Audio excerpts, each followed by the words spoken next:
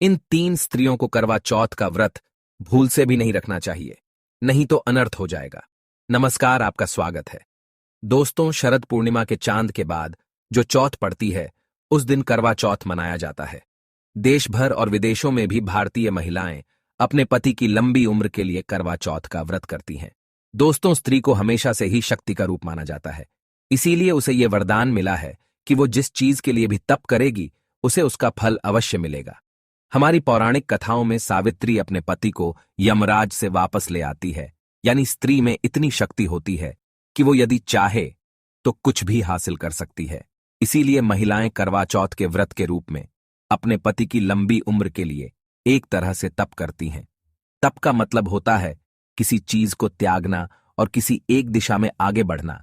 पहले के जमाने में ऋषि मुनि इसीलिए तप करते थे और सिद्धि प्राप्त करते थे। दोस्तों, चौथ का चांद हमेशा देर से निकलता है। ये एक तरह से महिलाओं की परीक्षा होती है कि वो अपने पति के लिए कितना त्याग कर सकती हैं। कई बार तो देर रात तक चांद नहीं दिखता। ये मौसम ऐसा होता है कि कई बार बादल घिर जाते हैं और चांद नजर ही नहीं आता। ऐसे में महिलाएं देर रात या अगले दिन तक अपना व्रत नहीं तोड़ती हैं। इस वर्ष कार्तिक कृष्ण पक्ष की चतुर्थी तिथि को, अर्थात 31 अक्टूबर मंगलवार को रात 9:30 से इस व्रत की शुरुआत होगी और 1 नवंबर को रात 9:19 को इसका समापन होगा।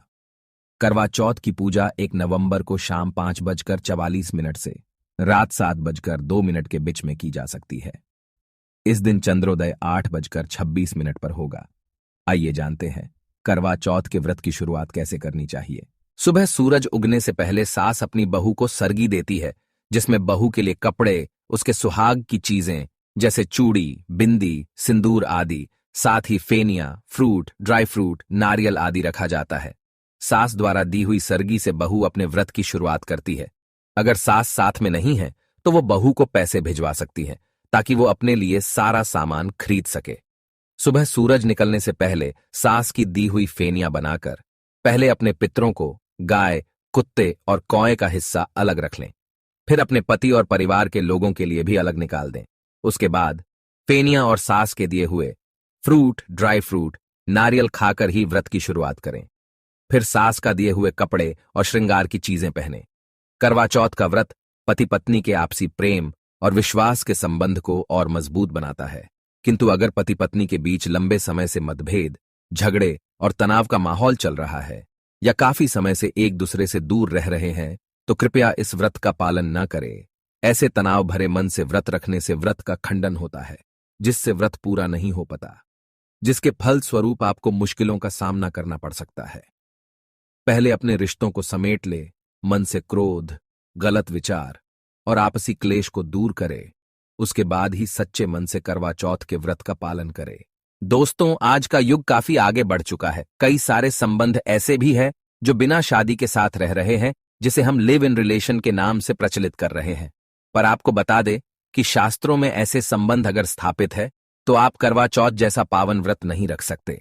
शुभ कार्यों में, हवन में, गृह शांति जैसी पूजा में पति के साथ उनकी अर्धांगिनी ही भाग ले सकती है। बिना शादी की रस्मों के, वचनों के आप करवा चौथ का व्रत धारण नहीं कर सकते। ये वर्जित माना जाता है। करवा चौथ का व्रत अगर ऐसी महिलाएं रखती हैं तो भी उनका फल उनको प्राप्त नहीं होगा। अगर पति के साथ होते हुए भी किसी महिला का पराये पुरुष के साथ अनैतिक संबंध है या पराये पुरुष के प्रति कोई ऐसी भावना रखती है, तो ऐसी महिलाओं को भी करवा चौथ का व्रत नहीं रखना चाहिए। इससे आपके जीवन और रिश्तों पर ग्रहण लग सकता है। करवा चौथ पति के प्रति समर्पण की भावना को दर्शाता है।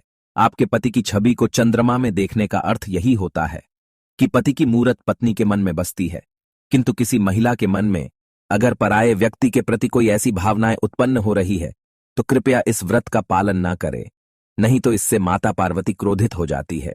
इसके अलावा गर्भवती महिलाओं के लिए शास्त्रों में नहीं लिखा है कि वे व्रत नहीं कर सकती, किंतु उनके स्वास्थ्य के लिए ये उपयुक्त नहीं माना जाता। और जिन कन्याओं का अभी तक विवाह नहीं हुआ और किसी भी प्रकार का संबंध स्थापित नहीं हुआ, वे ये व्रत कर सकती है। लेकिन अगर किसी कन्या का किसी पुरुष के साथ संबंध है और विवाह नहीं हुआ है, तो उस कन्या को ये व्रत उस पुरुष के लिए कभी नहीं रखना चाहिए। अगर सगाई हो चुकी है अथवा रिश्ता पक्का हो चुका है, तो वह कन्या ये व्रत रख सकती है। लेकिन अवैध संबंध या बॉयफ्रेंड के लिए इस व्रत को भूल से भी ना रखे, नहीं तो इसके भयंकर दुष्परिणाम भोगने पड़ सकते हैं।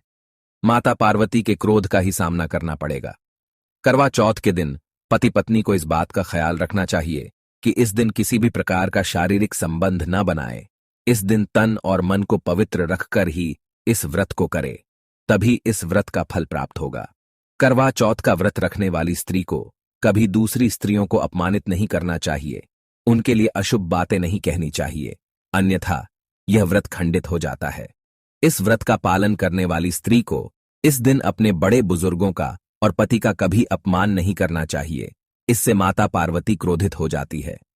इस दिन अपने बड़े बुजुर्गों से आशीर्वाद लेना चाहिए और पति की लंबी उम्र की कामना करनी चाहिए। करवा चौथ के दिन महिलाओं को गाय, कुत्ता आदि पशुओं को भोजन अवश्य खिलाना चाहिए, इससे उन्हें अखंड सौभाग्यवती होने का वरदान प्राप्त होता है। करवा चौथ के दिन महिलाएं अपने श्रृंगार की चीजें कभी दूसरी महिलाओं को इस्तेमाल के लिए ना दे। शादी का जोड़ा, सिंदूर, मंगलसूत्र, बिंदिया आदि चीजें कभी दूसरी महिलाओं को नहीं देनी चाहिए और ना ही इन्हें इस दिन फेंकना चाहिए। इस दिन श्रृंगार की चीजों का बहुत अधिक महत्व होता है। करवा चौथ के दिन तुलसी को चुनरी जरूर चढ़ानी चाहिए। इस दिन तुलसी की पूजा जरूर करे, उसे हल्दी कुमकुम चढ़ाए, क्योंकि इस दिन तुलसी मैया का भी व्रत होता है। इस दिन तुलसी को श्रृंगार की चीजें भेंट करने से शुभ फलों की प्राप्ति होती है, घर में सुख समृद्धि आती है। करवा चौथ के दिन अपने रसोई घर को गंदा नहीं रखना चाहिए। इस दिन रसोई घर को स्वच्छ रखे। रसोई घर में मां अन्नपूर्णा का वास होता है, इसीलिए आप रसोई घर नमक के पानी से स्वच्छ करें। करवा चौथ के दिन महिलाओं को अपने बाल खुले नहीं रखने चाहिए, इसे बहुत अशुभ माना जाता है। इस दिन स्त्रियों को अपने बाल बांधकर ही रखने चाहिए और माथे पर सिंदूर भी अवश्य लगाना चाहिए। इस दिन सिंदूर का बहुत अधिक महत्व होता है। सिंदूर के बिना स्त्री का सौभाग्य नष्ट होता है और उसका व्रत भी निष्फल हो जाता है। करवा चौथ के दिन महिलाओं को काले और सफेद रंग की साड़ी नहीं पहननी चाहिए। काल रंग नकारात्मकता को दर्शाता है और सफेद रंग विधवा होने की निशानी है, इसीलिए इस दिन भूल से भी इस रंग के वस्त्र ना पहने। इस दिन लाल, हरे, गुलाबी रंग की साड़ी पहनना शुभ होता है, इससे माता पार्वती का आशीर्वाद प्राप्त होता है। तो दोस्तों, इस प्रकार से आप भी करवा चौथ का यह व्रत जरूर करें। उम्मीद है आपको यह जानकारी अच्छी लगी होगी। वीडियो को लाइक जरूर करें, कमेंट में हर हर महादेव, जय मां पार्वती जरूर लिखें। साथ ही चैनल को सब्सक्राइब करें। आप सभी का धन्यवाद।